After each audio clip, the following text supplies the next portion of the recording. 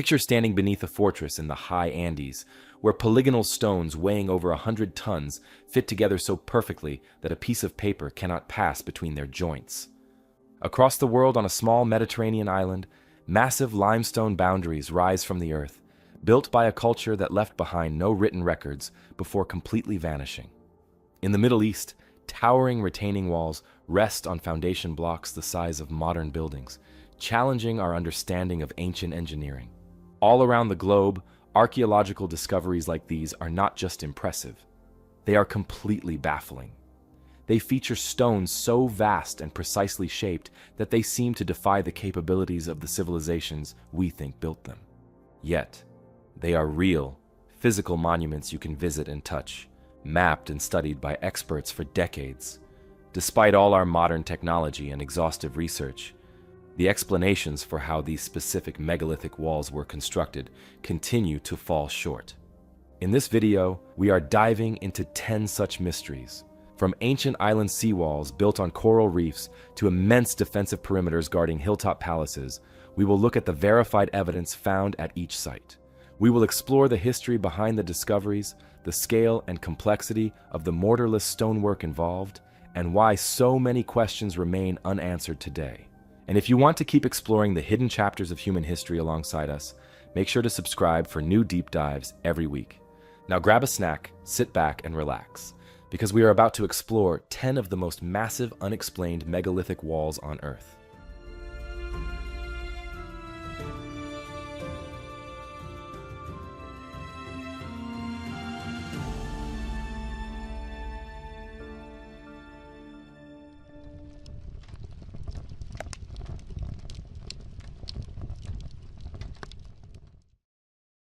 South of the Zambezi River lies a sprawling complex of ruins that shatters the traditional narrative of ancient sub-Saharan architecture.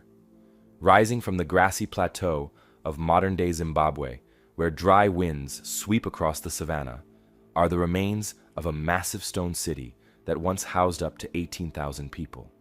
In the sprawling heart of this settlement sits an immense structure known as the Great Enclosure. It features a continuous perimeter wall extending over 800 feet in length and standing 32 feet high at its peak. It is a monument of staggering scale, built entirely without a single drop of mortar. The civilization responsible for this incredible feat of engineering emerged between the 11th and 15th centuries AD. Archaeological evidence traces the city directly to the ancestors of the modern Shona people who established the booming kingdom of Zimbabwe. They built a highly organized society, centered around vast herds of cattle and lucrative gold mining operations scattered across the region. Cattle represented supreme wealth and social status within their culture, allowing the ruling elite to command the immense labor force required for monumental construction. The king and his court lived securely inside the high stone walls, while the rest of the bustling metropolis radiated outward across the valley. This isolated kingdom was actually a thriving trade empire that connected the deep African interior with the distant Indian Ocean coast. Merchants from the Swahili coast traveled hundreds of miles inland, navigating harsh terrain to exchange exotic goods for local gold and ivory. Excavations within the ruins have uncovered glass beads from Persia and delicate Celadon porcelain from Ming Dynasty China. Finding these foreign artifacts deep in southern Africa proves this inland metropolis was firmly tied to a massive global commerce network. To project their immense wealth and protect their elite class, the rulers initiated a construction project that required moving millions of heavy granite blocks. The physical effort needed to gather and shape this much material across a rugged landscape is difficult to comprehend. To understand how they achieved this, we have to look closely at the specific techniques used by these early African engineers. The surrounding environment is rich in dramatic granite outcroppings that naturally weather into large, flat sheets over long periods of time. The builders exploited this local geology by mastering a highly effective method known as thermal fracturing. This brilliant adaptation allowed them to harvest vast quantities of stone without ever needing to forge hardened steel chisels or heavy mining equipment. The process required workers to light massive wood fires directly on top of the exposed granite, heating the rock to extreme temperatures, often exceeding 500 degrees Celsius. Once the surface was sufficiently heated, they rapidly cooled the area by pouring cold river water over the burning stone. This sudden and violent temperature shift caused the granite to crack along its natural fault lines in perfectly straight sheets. The workers could then easily pry the fragmented slabs apart and break them down into uniform building blocks. It was a highly organized industrial operation that provided a nearly limitless supply of material for the growing city. Once the stones were harvested, the builders had to stack them in a way that would survive the severe weather of the African plateau. They employed a highly advanced dry stone technique, fitting the raw blocks together so tightly that they required no binding agents to hold their massive weight. Instead of building straight vertical barriers, they incorporated a geometric design principle known as battering. The walls slope slightly inward as they rise, to create a wider and much heavier base that naturally resists gravitational collapse. This meticulous curvature of the massive perimeter also prevents structural shearing over centuries of shifting earth. The sheer volume of granite used in the Great Enclosure alone makes it the largest ancient structure south of the Sahara Desert. When European explorers first stumbled upon the overgrown ruins in the late 19th century, they were completely baffled by the advanced masonry. Colonial authorities flatly refused to believe that indigenous Africans possessed the engineering knowledge required to build such a sophisticated city. They quickly attributed the monumental walls to foreign travelers, crafting elaborate theories about wandering Phoenicians or the lost fleets of biblical kings.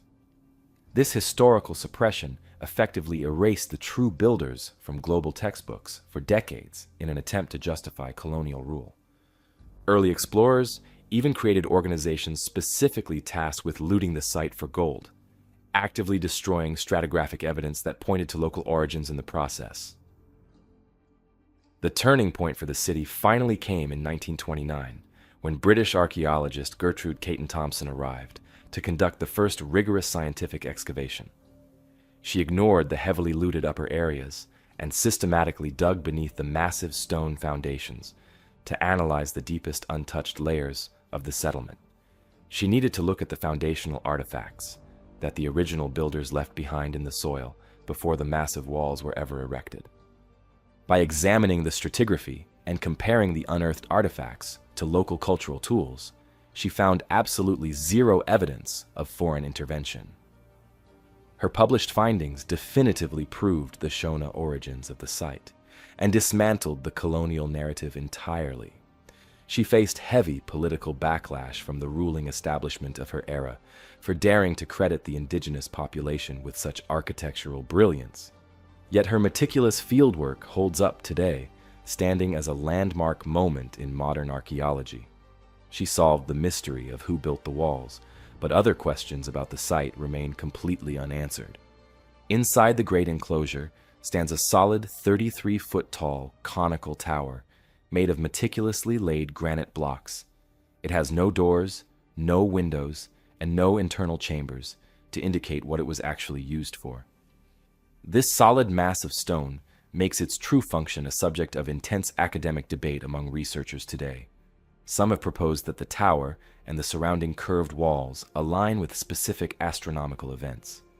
Archaeoastronomy theories suggest that the structures were used to track solar solstices and lunar cycles, to aid in long-term agricultural planning. Mainstream archaeologists view these astronomical claims with a healthy degree of skepticism. They point out that the uneven topography of the valley makes precise celestial alignments difficult to verify with absolute certainty. Yet the placement of the massive tower within the highest walled section of the city suggests it held profound importance to the ruling class. The physical effort required to haul and stack thousands of blocks into a solid dry stone cone demonstrates a deep commitment to whatever the structure represented. The true meaning of the tower is a secret the builders took with them when the city fell. Even as the city reached its peak of architectural brilliance in the 15th century, the entire settlement was abruptly abandoned. The booming population left their massive stone fortress behind to be slowly reclaimed by the surrounding savanna. The exact reasons for this sudden exodus are still heavily debated by historians and ecologists today. The most prominent theory points to a localized environmental collapse brought on by centuries of intense human habitation. Supporting a population of almost 20,000 people required massive amounts of timber for fuel, alongside vast tracts of land for cattle grazing. The region may have simply run out of natural resources, forcing the inhabitants to migrate north toward the Zambezi Valley in search of fertile land. A prolonged drought affecting crop yields, or a shift in the critical Indian Ocean trade routes could have also triggered the rapid decline of the empire. The ruins of Great Zimbabwe stand today as a masterclass in dry stone engineering and environmental adaptation.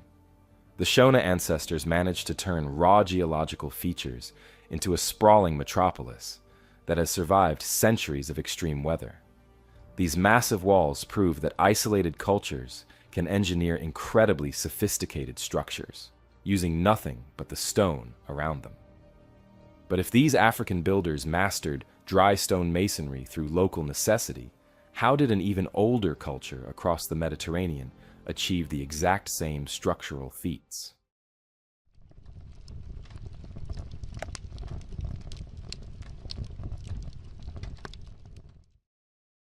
High above the plains of southern Greece sits a fortress that once ruled the ancient Mediterranean world. If you walk up the rocky hillside today, you will find yourself staring at massive limestone boulders that form the outer walls of Mycenae.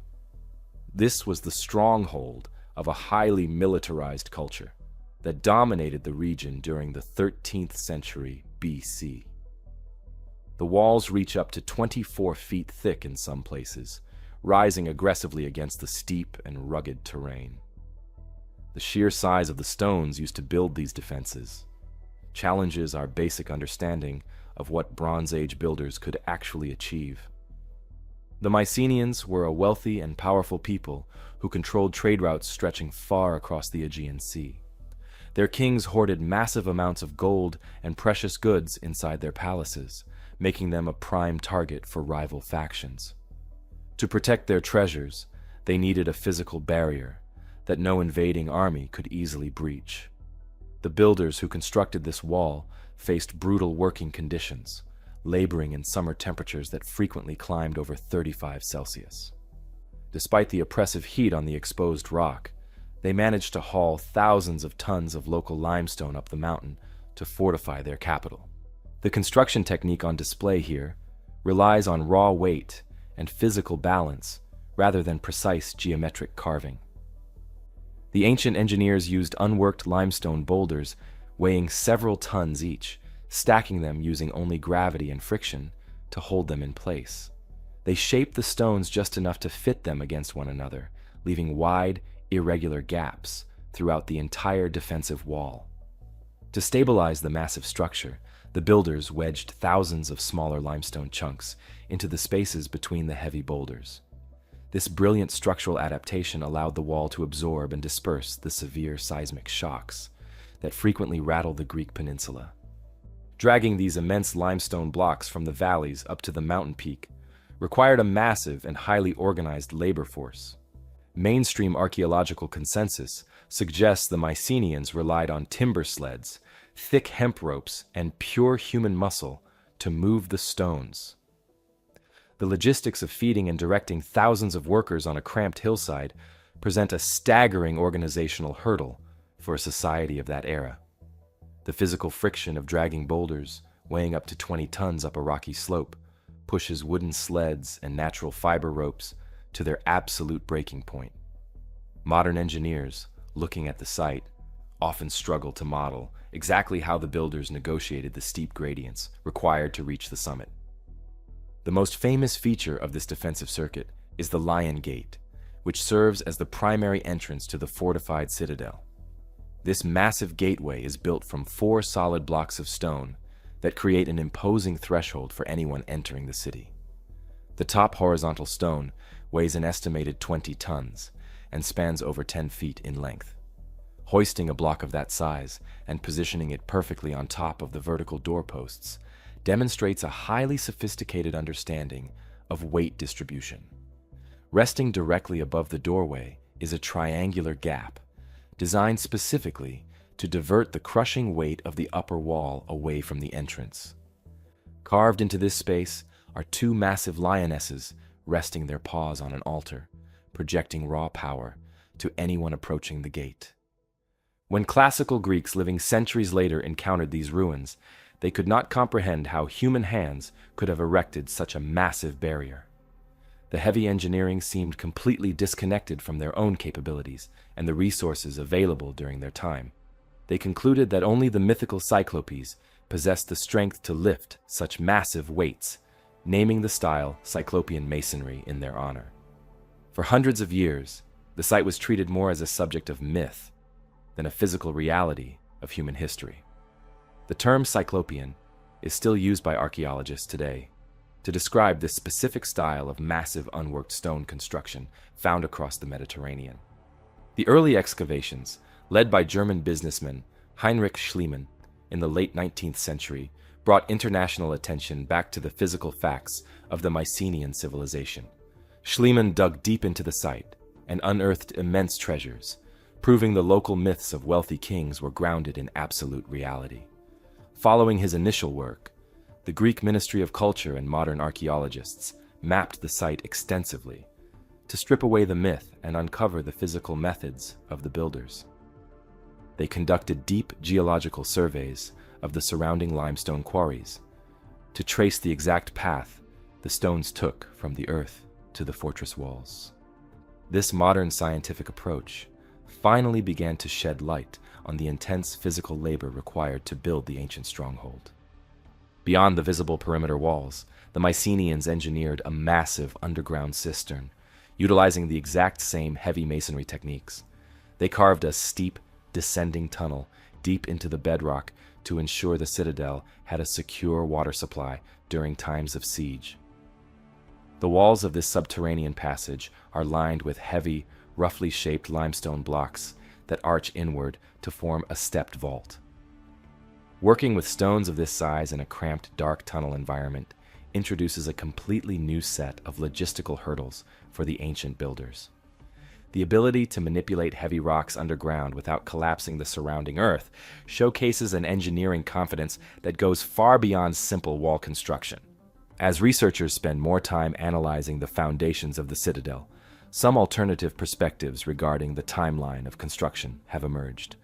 A close examination of the lower foundation stones reveals deep weathering patterns that differ significantly from the upper defensive layers. Some geological surveys suggest that the lowest courses of the megalithic wall may have been laid much earlier than the 13th century BC timeline widely accepted today. This physical evidence opens the door to the possibility that the Mycenaeans built their famous fortress on top of an existing heavy stone base, left behind by an older culture. Sticking strictly to the geological data, we must acknowledge that the timeline of heavy stone construction in the region may be much longer and more complex than initially thought. The fortifications at Mycenae force us to ask how ancient societies managed the intense physical labor required for this specific type of masonry. The logistical reality of dragging heavy limestone boulders up a mountain requires an understanding of physics and engineering that feels highly advanced for the era. Did the Mycenaeans develop this heavy lifting technology independently through trial and error over many generations? Or did they inherit the blueprint for these massive walls from a highly advanced maritime culture traversing the oceans long before them?